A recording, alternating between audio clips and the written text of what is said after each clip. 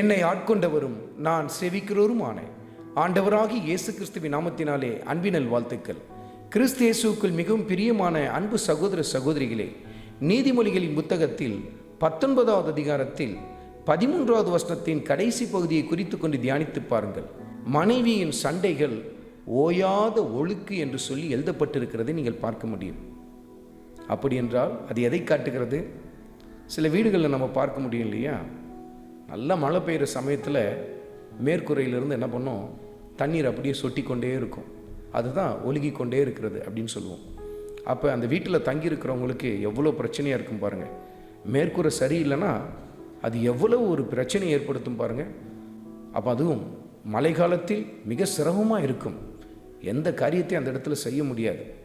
அப்படிப்பட்ட ஒரு நிலை காணப்படும். அந்த வீடு கூட மழை காலத்தில் தான் ஒழுகி கொண்டிருக்கும். ஆனால் சண்டைக்காரியாக இருக்கிற மனைவியுடைய வாழ்க்கை எப்படிப்பட்டதா? ஓயாத ஒழுக்கு என்று சொல்லி கர்த்தருடைய ஆவியானவர் சுட்டி காட்டுகிறார். சில சகோதரிகளை நம்ம பார்க்க முடியும், எதற்கெடுத்தாலும் சண்டை சச்சரவு தான். தன் கணவனிடத்தில் எதற்கெடுத்தாலும் எரிஞ்சு விழுவாங்க, சண்டை சச்சரவில் ஈடுபடுவாங்க. ஒரு மரியாதையாக மதிப்போடு கூட அவரை நடத்துவதில்லை. எல்லா சமயத்திலும் தரக்குறைவாக பேசுவாங்க. குடும்பத்தில் கூச்சல் குழப்பம் என்று சொல்லி எல்லா சமயத்திலும் காணப்பட்டு கொண்டிருக்கும். அதற்கு மிக முக்கியமான காரணமாக யார் இருப்பார்கள் என்று சொன்னால், அந்த குடும்ப தலைவி காரணமாக இருப்பார்கள். ஓயாத ஒழுக்கு என்று சொல்லுகிறார். அதாவது எப்பொழுதுமே மேற்கூரை பழுதாய் காணப்பட்டு தண்ணீர் சொட்டி கொண்டே இருக்கும் என்று சொல்லுகிறார். அருமையான சகோதரிகளே, இன்றைக்கு உங்கள் குடும்பத்தில் நீங்கள் இப்படிப்பட்ட ஒரு நிலையில் காணப்பட்டு கொண்டிருக்கிறீர்களா?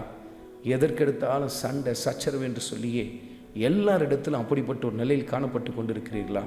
உங்கள் கணவனிடத்தில் எல்லா சமயத்திலும் எரிந்து விழுந்து கொண்டிருக்கிறீர்களா? அல்லது அவரிடத்தில் சினந்து கொண்டிருக்கிறீர்களா? அவருக்கு கொடுக்க வேண்டிய மதிப்பு மரியாதையை கொடுக்காமல் கூச்சல் குழப்பத்தில் ஈடுபட்டு கொண்டிருக்கிறீர்களா? மேற்கூறிய சரிப்படுத்துங்க அப்படின்னு சொல்கிறார் கர்த்தர். மேற்கூறிய சரிப்படுத்துதல் என்று சொன்னால் எதை காட்டுகிறது? உங்களுக்கும் தேவனுக்கும் இருக்கிற ஐக்கியத்தை நீங்கள் சீர்படுத்த ஆரம்பித்தாலே இந்த காரியங்கள் எல்லாம் சீர்பட ஆரம்பித்துவிடும். உங்களை தனிப்பட்ட முறையில் கர்த்தருடைய சமூகத்திலே தாழ்த்தி அர்ப்பணித்து ஆண்டவருடைய பாதத்திலே அமர்ந்து அவருடைய வார்த்தையை தியானிக்க ஆரம்பித்தால் அந்த வார்த்தை உங்களை மாற்ற ஆரம்பிக்கும்.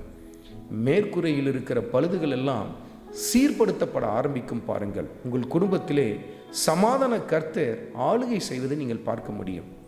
இது சகோதரிகளுக்கு மாத்திரமல்ல, குடும்ப தலைவனுக்கும் சேர்த்துத்தான். நீங்களும் உங்கள் மனைவியிடத்தில் எல்லா சமயத்திலும் எரிந்து விழுந்து கொண்டிருப்பீர்கள் என்று சொன்னால் மேற்கூரை பழுதாய் இருக்கிறது. பாருங்கள், தேவ சமூகத்திலே தாழ்த்தி அர்ப்பணித்து அதை சீர்படுத்த ஆரம்பியுங்கள்.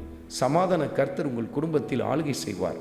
ஆண்டவராகிய இயேசு கிறிஸ்துவின் கிருபை உங்கள் அனைவரோடும் கூட இருப்பதாக. ஆமென்.